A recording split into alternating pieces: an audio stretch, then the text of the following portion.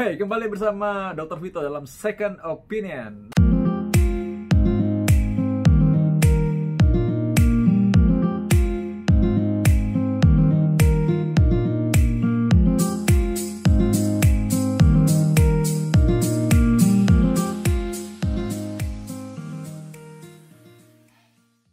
Nah, kali ini banyak yang bertanya mengenai bagaimana sih kita amannya untuk kontrol ke rumah sakit. Nah, karena itu kita harus tahu bahwa kadang-kadang memang kita mesti kontrol setiap bulan, kadang setiap minggu, tapi itu sekarang bisa kita atur. Setiap minggu itu relatif jarang. Kita biasanya kalau pulang dari rumah sakit akan dikontrol seminggu setelah pulang rawat.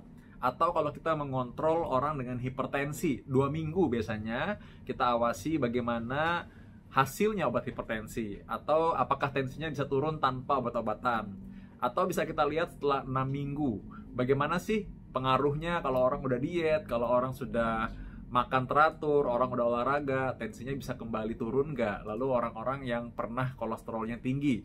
Nah, sekarang di masa pandemi ini orang sulit untuk kembali kontrol, bahkan pasien-pasien yang mungkin serangan jantung, pasien-pasien yang mungkin ada harus cuci darah, pasien-pasien yang mungkin harus menjalani kemoterapi. Karena itu ini tipsnya, apabila memang Anda harus ke rumah sakit karena memang harus kontrol penyakit, atau Anda harus evaluasi kesehatan, Anda harus check up. Satu, gunakan reservasi.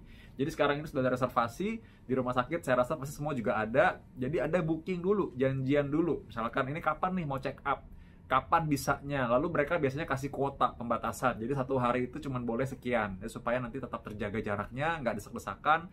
Dan juga Anda pastikan, misalkan mau kontrol ke dokter tertentu, dokternya ada nggak hari itu.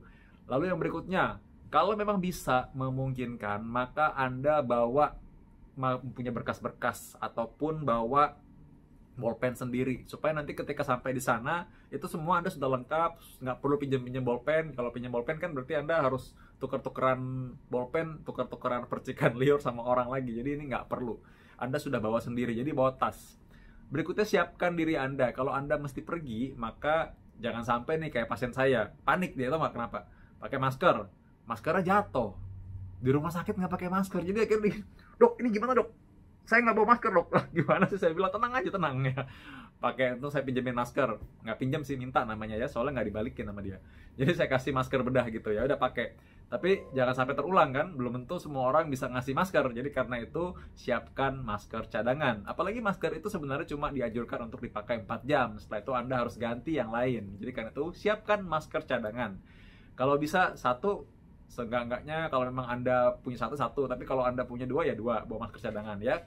Lalu berikutnya, Anda siapkan minuman. Kadang-kadang soalnya nyampe sana itu udah nganternya panjang, ngurusnya lama, lapar pengen makan. Mau pergi takut, ya nanti dokternya udah keburu datang, lalu giliran udah tiba. Karena itu Anda jadi semaput. Ada tuh pasien nunggu di ruang tunggu semaput ya, soalnya lupa makan tadi pagi. Jadi boleh bawa bekal sendiri, boleh bawa makan, tapi ingat ketika makan, cuci tangan dulu.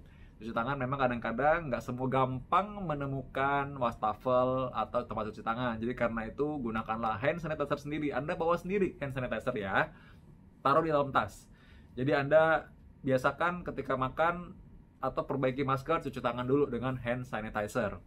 Lalu berikutnya, kalau Anda ada di rumah sakit, maka aktif lihat orang di sekitarnya. Jadi jangan masa bodoh aja kalau ada orang tiba-tiba dekat sama kita. Saya pernah kemarin punya pengalaman nih, karena harus menjenguk seorang teman saya. Jadi saya ke rumah sakit, dan tahu nggak, ketika lagi di parkiran tuh, itu si tukang parkirnya, bukan tukang parkir sebenarnya, beliau security ya. Security-nya nggak pakai masker. Kita buka kaca, dia bilang, "Pak, buka kacanya Pak, mau kemana?" gitu kan. Saya buka kaca, dia persis depan muka saya. "Pak, mau kemana?" gitu, nggak pakai masker lagi. Bayangin, Pak, mau kemana Pak? Nggak pakai masker. Jadi saya bilang, "Pak, maaf, saya tutup lagi."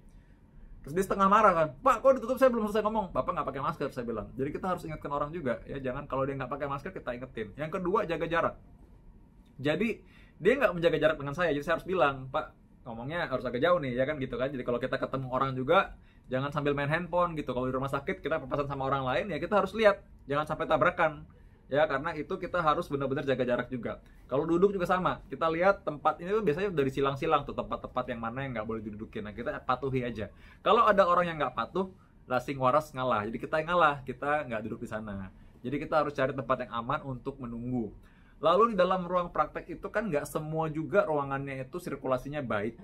Kalau ruang praktek saya memang ada jendelanya di belakang, jadi saya buka selalu.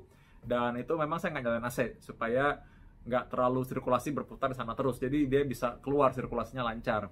Tapi memang nggak semua memungkinkan seperti itu. Jadi kalau Anda datang di ruangan praktek yang memang kita lihat ruangannya juga memang tertutup, ya Anda juga mesti jaga-jaga juga ya. Kasihan juga si dokternya, kasihan sudah menghadapi banyak orang. Anda juga harus tahu apa yang mau ditanyakan. Jadi catat dulu pertanyaannya apa aja. Jadi Anda udah harus tahu, oh saya mau nanya ini, mau nanya ini. Jadi cepat keluar, ketika masuk di dalam efektif. Ketika udah selesai, tanya jawab, oke baik, udah keluar langsung. Anda udah tahu apa yang mau dilakukan. Jadi catat dulu pertanyaan yang mau ditanyakan pada dokter. Dan ketika di dalam, ya sudah, efisien waktu aja. Ketika sudah selesai, ya segera keluar. Nggak apa-apa, biar orang lain yang perlu berobat juga masuk juga. Dan biasanya di sana kan di dalam juga kan pasti sudah disinfeksi ya. Kalau kita ada waktunya tuh, setiap 1-2 jam itu direhatkan dulu kegiatan poliklinik, lalu dibersihkan dulu semua, disinfektan lagi. Dan memang kita rutin menyediakan juga di depan pasien juga ada tuh hand sanitizer sehingga mereka cuci tangan ya. Dan yang berikutnya, ini yang paling penting menurut saya adalah ingat, ketika sedang di rumah sakit tidak perlu pegang-pegang barang sembarangan ya. Kadang-kadang pasien itu datang lalu dia pegang-pegang meja saya, dia pegang apa semua barang-barang. Saya bilang nih orang geratak banget sebenarnya.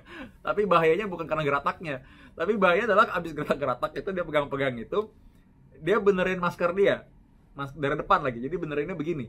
Nah itu bayangin ya, udah pegang-pegang apa-apa, lalu mulutnya sebenarnya udah kena masuk jarinya. Kalau mau benerin masker, cuci tangan dulu. Udah saya kasih tahu, Bu, diam, stop. Saya bilang, stop. Kenapa dok?